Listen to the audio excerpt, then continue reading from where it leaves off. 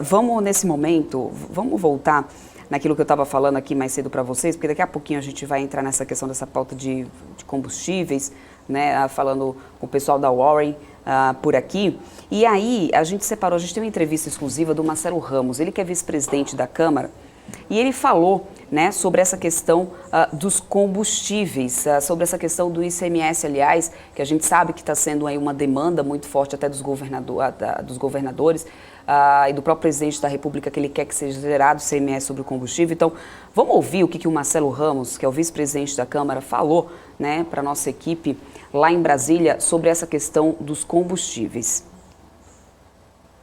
Na Câmara, nós temos o desafio de enfrentar o projeto que regulamenta o mecanismo de compensação e um sistema de bandas para o preço do combustível. Mas, na verdade, cada vez mais a gente vai chegando à convicção plena de que o problema do combustível não está nos impostos estaduais, que foi objeto do PLP que nós aprovamos, tanto que nós congelamos o ICMS, os governadores congelaram o ICMS e o combustível começou aumentando.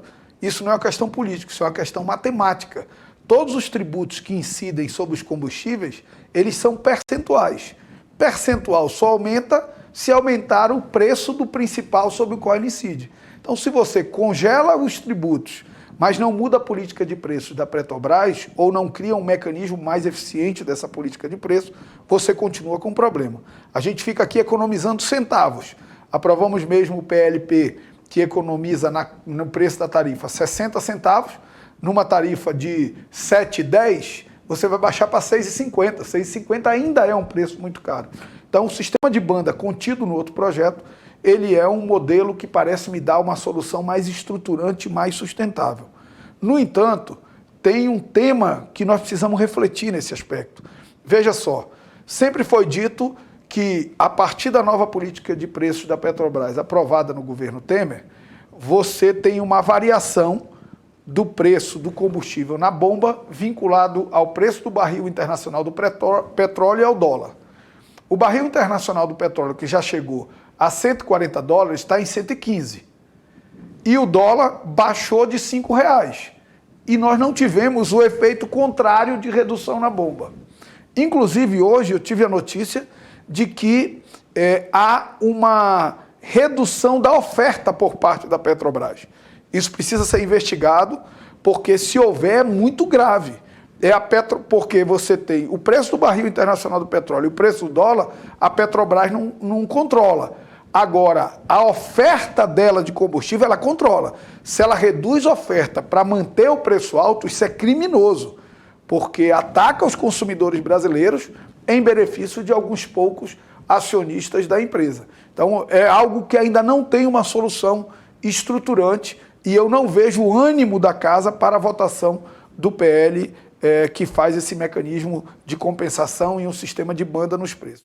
É bom lembrar que já existia uma Petrobras antes de vincular o preço do combustível ao barril internacional de petróleo. Isso é uma opção de governo, uma opção de Estado. Desde Temer, você optou de, em detrimento do consumidor, sobrevalorizar a Petrobras e, consequentemente, sobrevalorizar os lucros dos acionistas dela, lembrando que o maior acionista é o próprio governo. Mas antes você tinha uma outra política de preço vinculada ao custo de produção no mercado interno, que nunca fez da Petrobras uma empresa que desse prejuízo. Agora ela não dava o lucro que ela dá hoje. Hoje ela dá um lucro enorme, ao custo dos brasileiros terem que deixar o carro em casa, do sobrepreço do frete, que acaba encarecendo a comida, que acaba encarecendo o gás de cozinha. Então, na verdade, o problema não é o que for, o problema é uma decisão de governo. O que o governo quer da Petrobras?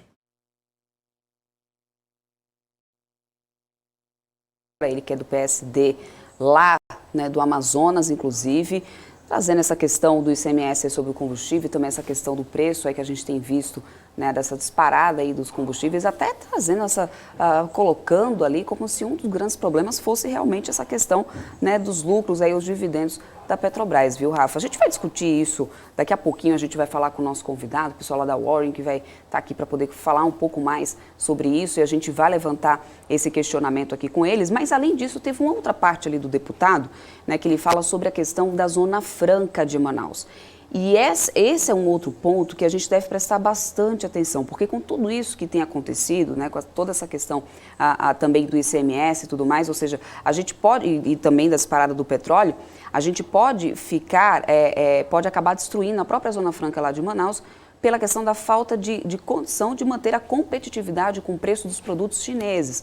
Vamos dar uma olhadinha então do que o deputado falou em relação à Zona Franca de Manaus. Você pode não mudar a Constituição e ainda assim acabar com a Zona Franca. Você pode manter a Zona Franca na Constituição, mas ir diminuindo as vantagens comparativas, ao ponto em que vai chegar uma hora de não retorno, em que será mais caro produzir em Manaus do que produzir em outro estado. Ou pior, será mais caro produzir em Manaus do que importar, por exemplo, uma moto do exterior. Nesse momento, nós perderemos os nossos empregos, que serão transferidos para a China, que obviamente nós não temos nenhuma condição de competitividade, não só pela escala do que eles produzem, mas também porque lá eles têm um ambiente de negócio muito mais sadio do que o nosso. Veja, a Zona Franca é o mais exitoso modelo de desenvolvimento regional do país.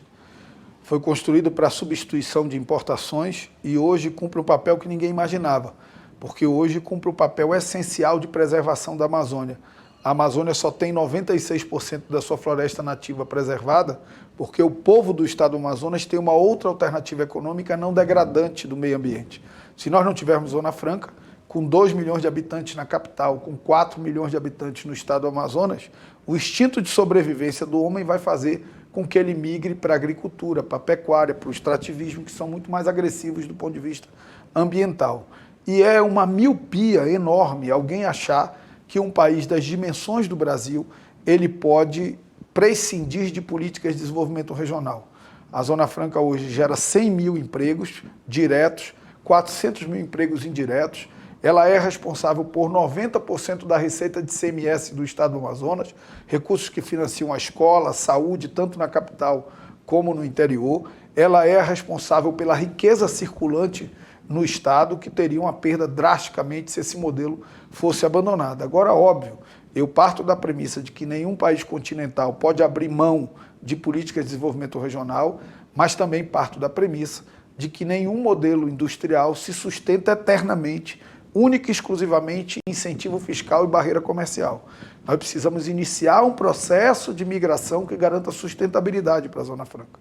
E eu tenho me esforçado para isso, criando, através do projeto de lei 528, o mercado de crédito de carbono, para que a partir da floresta, da capacidade que a floresta tem de sequestrar carbono da atmosfera, você possa monetizar e gerar riqueza na Amazônia, para que você possa, com os recursos de pesquisa e desenvolvimento gerados pela lei de informática, que devem totalizar R$1 bilhão esse ano, você possa fazer pesquisa aplicada na área de bioeconomia, para que o potencial de riqueza da floresta seja gerado em riqueza em grande escala, a indústria do pescado, os fitoterápicos, os dermocosméticos, os concentrados de frutos da Amazônia. Por outro lado, o desenvolvimento de uma indústria de software, porque a indústria de software ela é alocacional, ela pode estar em qualquer lugar do mundo, ela só precisa de nuvem de inteligência para se desenvolver.